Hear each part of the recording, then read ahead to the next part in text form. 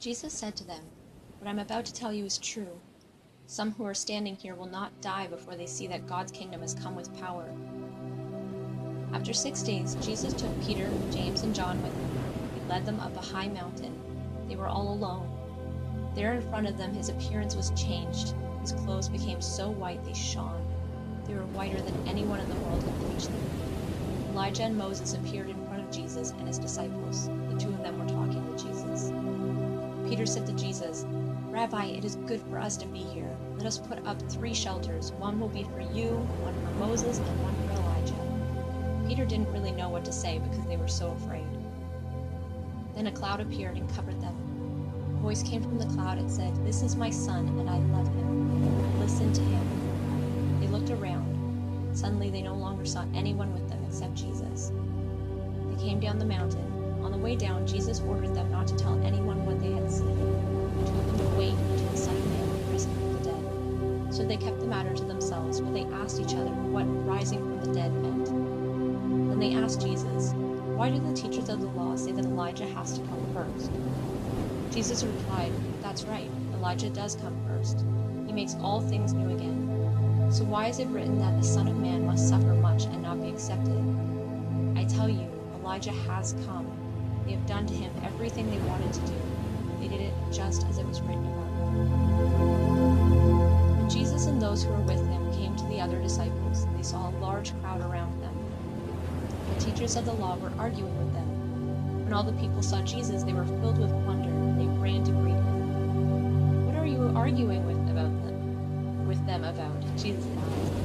A man in the crowd answered, "Teacher," he said, "I brought you my son. He is controlled by an evil spirit.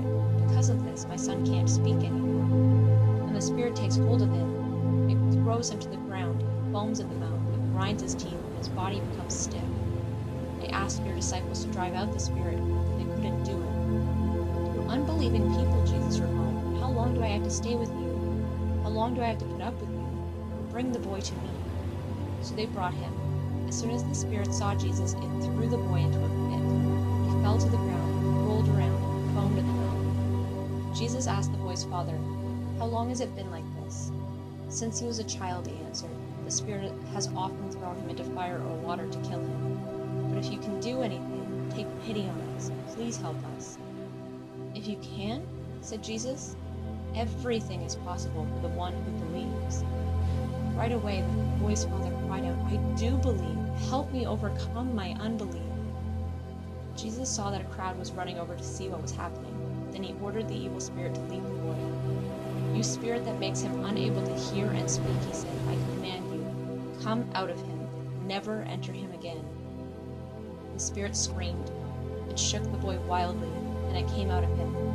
The boy looked so lifeless that many people said, "He's dead." But Jesus took him by the hand. He lifted the boy to his feet, and the boy stood up. Jesus went indoors, and his disciples asked him in private, "Why couldn't we drive out the evil spirit?" He replied, "This kind can only come out by prayer." They left that place and passed through Galilee. Jesus did not want anyone to know where they were. That was because he was teaching his disciples. He said to them, "The Son of Man is going to be handed over to men. They will kill him. After 3 days he will rise from the dead." But they didn't understand what he meant, and they were afraid to ask him about it. Jesus and his disciples came to a house in Capernaum. There he asked them, "What were you arguing about on the road?" They kept quiet. On the road they had argued about which one of them was the most important person. Jesus sat down and called for the 12 disciples to come to him. Then he said, "Anyone who wants to be first must be the very last. He must be the servant of everyone." Jesus took a little child and had the child stand among them. Then he took the child in his arms. He said to them, "Anyone who welcomes one of these little children in my name welcomes me, and anyone who welcomes me also welcomes the one who sent me." "Teacher," said John, "we saw someone driving out demons in your name. We told him to stop because he was not one of us." "Do not stop him," Jesus said, "for no one who does a miracle in my name can in the next moment say anything bad about me. Anyone who is not against us is for us. What I'm about to tell you is true. Suppose someone gives you a cup of water in my name because you belong to the Messiah. That person will certainly not go without a reward. What if someone leads one of these little ones who believe in me to sin? If they do, it would be better if a large millstone were hung around their neck and they were thrown into the sea. If your hand causes you to sin, cut it off. It would be better for you to enter God's kingdom with only one hand than to go into hell with two hands. In hell, the fire never goes out.